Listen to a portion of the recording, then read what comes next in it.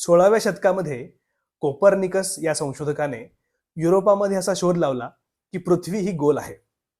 हा शोध लावल्यानंतर कोपर्निकसचा अमानुष छळ करण्यात आला. त्याला तुरुंगात टाकण्यात आलं. तुरुंगात टाकल्यानंतर त्याच्याकडनं लिहून घेण्यात आलं की मी चुकलो. अमानुष छळ केल्यानंतर त्याला वाळीत सुद्धा टाकण्याचे प्रकार त्या ठिकाणी झाले. त्यानंतर त्याचाच अनुयायी असणारा गॅलिलिओ यानं हाच सिद्धांत मांडला. त्याच्या मताप्रमाणे पृथ्वी ही गोल आहे आणि ती सूर्याभोवती फिरते असा त्याने सगळ्यात पहिल्यांदा सिद्धांत युरोपामध्ये मांडला. ज्या वेळेला त्याने हा सिद्धांत मांडला तेव्हा सुद्धा त्याच्यावर भरपूर कारवाया करण्यात आल्या. त्याला तुरुंगात टाकण्यात आलं. तुरुंगात टाकून त्याचा अमानुषपणे छळ करत त्याच्याकडून हे लिहून घेण्यात आलं की माझ्याकडनं ही चूक झाली आहे आणि धर्मग्रंथाच्या विरुद्ध मी बोललोय. माझ्या धर्मग्रंथाप्रमाणे पृथ्वी ही सपाट आहे म्हणून मी चुकलो अशा प्रकारची कबुली सुद्धा त्याच्याकडनं घेण्यात आली. त्यावेळेला ही कबुली देत असताना गॅलिलिओ असं म्हणतो की तुमच्या म्हणण्याप्रमाणे जर पृथ्वी गोल नसेल तर गोल नाही, पण तुम्ही म्हणलात म्हणून पृथ्वी गोल असणं काहीच थांबणार नाही.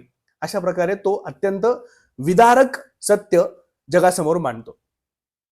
यानंतर या गोष्टीचा आपण ज्या वेळेला विचार करतो, जगाच्या दृष्टिकोनातून विचार करतो, त्याचा विचार करत असताना 1000 वर्षपूर्वी आपण जर भारतामध्ये आलो तर 1000 वर्षापूर्वी भारतामध्ये एका गणितज्ञाने हाच सिद्धांत मांडलेला आपल्याला सापडतो.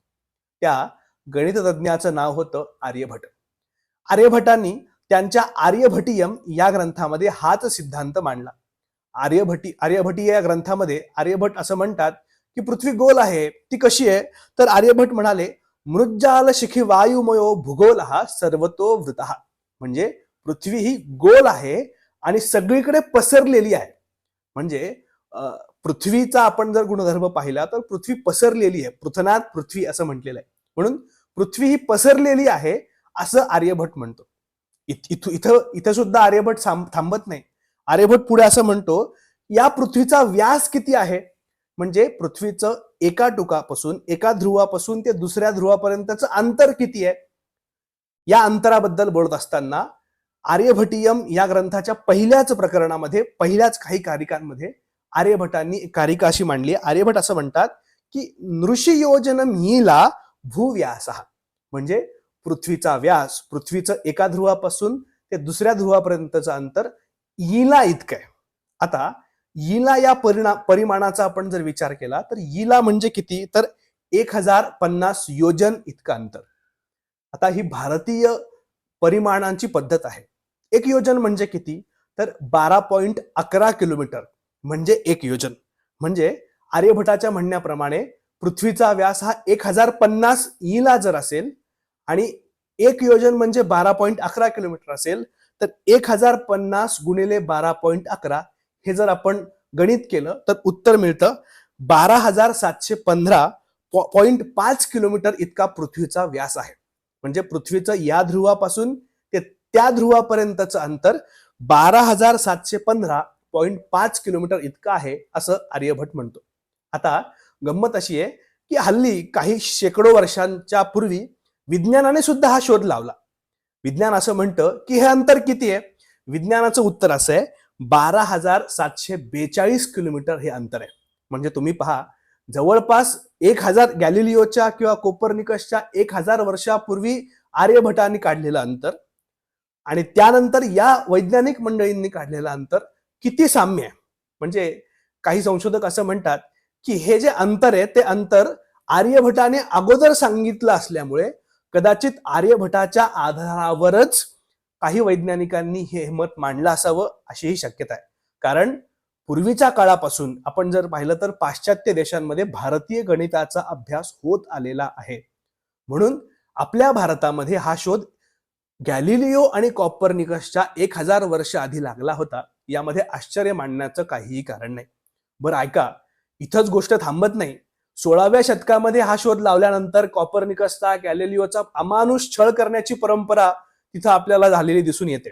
पण 1000 वर्षापूर्वी आर्यभट नावाच्या विद्वानाने हा शोध लावल्यानंतर सुद्धा कुठेही त्याचा छळ करण्यामध्ये भारतात आलेला नाहीये. याउलट जर काही संशोधकांचं मत आपण पाहिलं तर आर्यभट हा त्या काळी सर्वोच्च असणाऱ्या तक्षशिला विद्यापीठाचा कुलगुरू म्हणून त्या ठिकाणी कार्यरत होता. म्हणजे हा सिद्धांत मांडून सुद्धा आर्यभटाला सन्मानाची वागणूक आपल्या भारतीय देशामध्ये होती. ही आपल्या भारतीय देशाची सहिष्णुता आहे. एखादं मत मांडलं, ते मत मांडल्यानंतर जर ते पटलं नाही तर सहिष्णुपणे तो पूर्व पक्ष ऐकून घेणं ही पूर्वीपासूनच भारताची परंपरा आहे. वारकरी संप्रदायाचे अध्वर्यू गुरुवर्य श्री मामासाहेब दांडेकर यांच्या ईश्वरवाद या पुस्तकामध्ये त्यांनी एक फार सुंदर वाक्य लिहिलंय. असं म्हणतात की या भारतामध्ये कोणी भगवंताचं अस्तित्व नाकारलं, वेदांचं अस्तित्व नाकारलं, देवच मानला नाही म्हणून कधीही या भारतामध्ये कोणालाही सुळावर लटकून देण्याची परंपरा आजपर्यंत तरी झालेली नाहीये. इतर देशांच्या तुलनेत आपण जर पाहिलं तर भरपूर लोकांना त्रास झाले, पण भारतीयांनी उलट त्याचा सन्मानच केला. पूर्व पक्ष म्हणून त्याचा स्वीकार करून तर्काने त्याचा विरोध केला. ही आपल्या भारताची श्रीमंती आहे आणि या श्रीमंतीचाच आधार आपल्या संपूर्ण ग्रंथांना आहे. त्यामध्ये मग भारतीय विज्ञान, भारतीय गणित सुद्धा मागे नाहीये. म्हणून या एकंदरीत आपण हा जो व्हिडिओचा खटाटोप करत आहोत त्याच्या मागे हेतू मुळात हाच आहे की भारतीय गणिताकडे, भारतीय विज्ञानाकडे बीजरूपाने याच्या माध्यमातून जर आपण पाहायला शिकलो आणि याच्या माध्यमातून जर आपण आर्यभटीय, ब्रह्मगुप्त यांच्या ग्रंथांचं अवलोकन करून त्याचा जर आपण अभ्यास करायला लागलो तर नक्कीच या चॅनलचा आणि या व्हिडिओ सार्थकी झाला असं मला वाटतं. व्हिडिओ जर आवडला असेल तर नक्की आपल्या चॅनलला सबस्क्राईब करा, व्हिडिओला लाईक करा आणि तुमच्या संपर्कातील सगळ्यांना जरूर शेअर करा. धन्यवाद.